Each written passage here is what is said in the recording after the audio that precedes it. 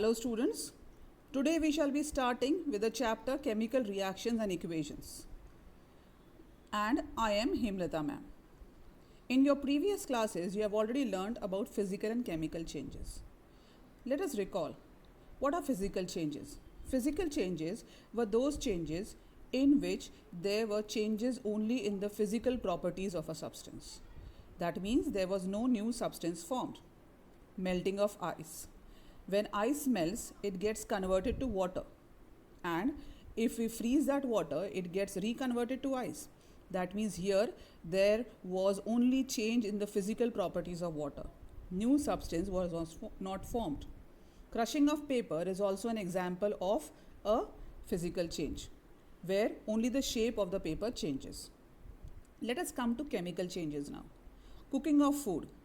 Cooking of food is an example of a chemical change because in chemical changes, the chemical properties of the substance change.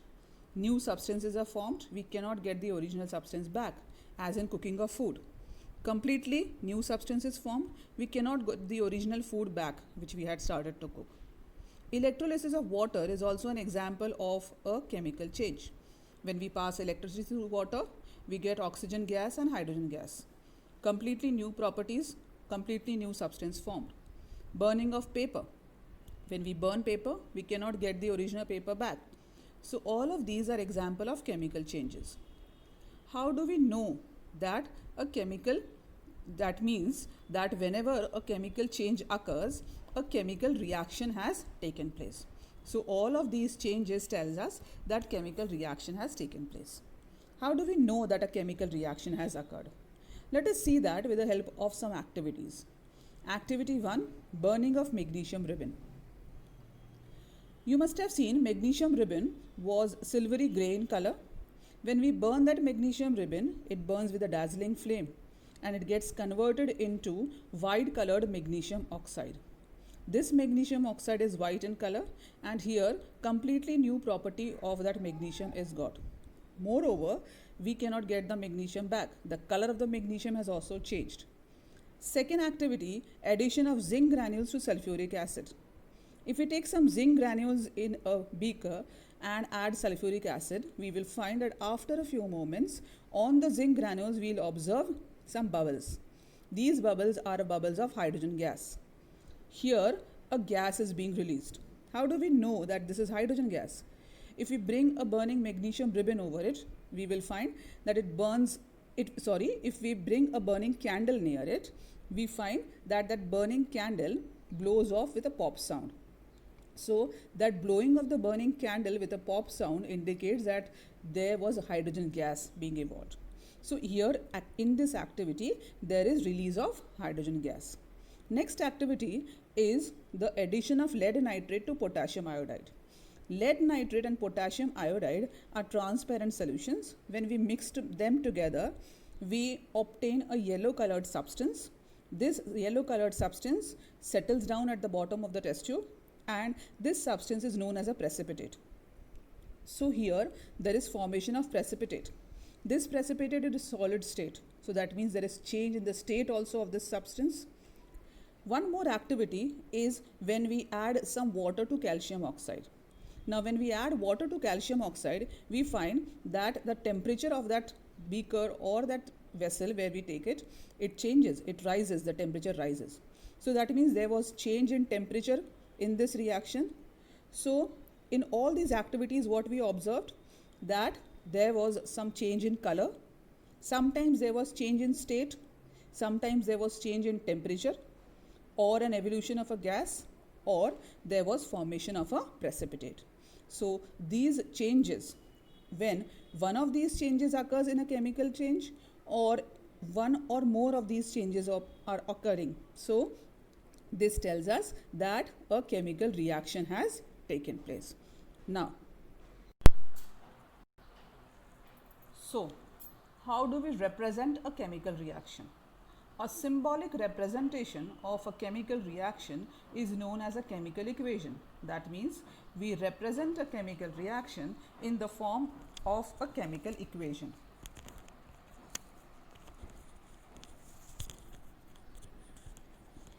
Now, if I want to represent this reaction, Magnesium burns in oxygen.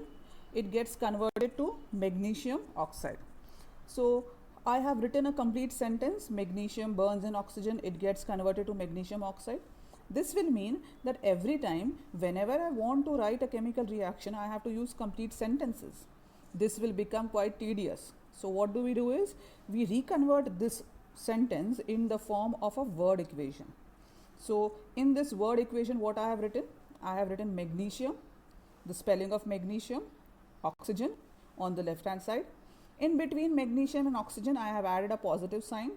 This means that magnesium was reacting with oxygen. On the right hand side, I have written magnesium oxide because magnesium oxide was obtained here after the reaction. So this magnesium and oxygen written on the left hand side become the reactants.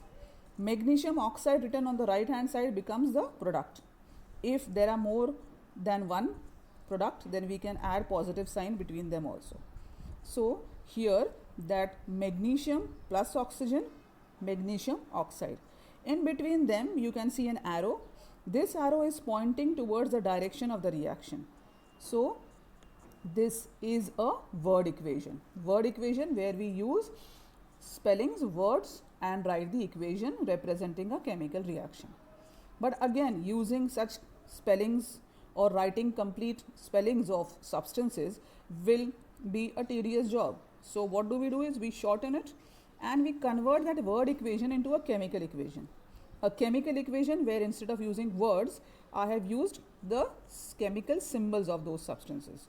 So instead of magnesium writing complete word, I have written Mg chemical symbol plus oxygen O2 chemical symbol of oxygen gives us magnesium oxide chemical symbol of magnesium oxide MgO. So this becomes a chemical equation. It tells us that magnesium is reacting with oxygen and it is giving us magnesium oxide. Let us see some more examples.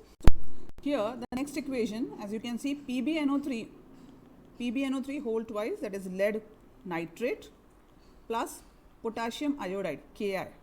They are reactants written on the left hand side of the equation. Products PbI2 plus KNO3, lead iodide plus KNO3 written on the right hand side. There are two reactants, so we have added an arrow, but we have added a plus positive sign between them. There are two products, so we have added a positive sign between those two products. If you observe, beside PbI2, there is an arrow which is pointing downwards. This arrow pointing downwards tells us that lead iodide or PbI2 was actually obtained in the form of a precipitate. So whenever a substance is obtained in the form of a precipitate, we write an arrow pointing downwards. Or we can also write PPT beside it in brackets. Then next equation, Zn plus H2SO4, zinc plus sulfuric acid was giving us ZnSO4 plus hydrogen gas, as we have already seen in that activity. Hydrogen was obtained in the form of a gas, and you can see beside that hydrogen I have written a chemical symbol arrow pointing upwards. So this means that hydrogen was obtained in the form of a gas. Next equation, if you see, CO plus H2, CO carbon monoxide. Beside carbon monoxide, I have written G in brackets. This means that carbon monoxide was obtained in the form of a gas or taken in the form of a gas. Hydrogen also was taken in the form of a gas, that's why we have written G here. We could have also written arrow pointing upwards, which was giving us a substance CH3OH, that is methyl alcohol, and beside that substance product I have written L. This means that this was obtained in the liquid state. So whenever a substance is obtained in the liquid state, we can write L beside it in brackets. Then above the arrow, if you see, there is 340 atm written, which means that this was the condition of the reaction. This reaction was actually taking place at 340 atmospheric pressure. So any condition of the reaction is written on the top of the arrow. Next equation, CO2 plus H2O. CO2 AQ, if you observe, AQ is written beside it, and this is giving us C6H12O6 AQ again plus O2 AQ. AQ, what is AQ? AQ means aqueous. Aqueous means that that particular substance was obtained in water. Whenever a substance is obtained in water, we write AQ beside it, aqueous. Then Above the arrow and below it, if you see, we've written sunlight and chlorophyll. That means that this reaction was taking place in the presence of sunlight and chlorophyll, or they can be called as the conditions of the reaction. So conditions of the reaction are written over the arrows, on top or below the arrow, and whatever is the state of the substances, the state of the substance is written beside those substances in brackets, either S for solid, L for liquid, G for gas, or we can add arrow pointing upwards. So in this way, this chemical reaction is written in the form of a chemical equation, which gives us more or less complete information about that particular chemical reaction. So in this session, we have learned about what is meant by a chemical reaction and how to write chemical equations. Thank you.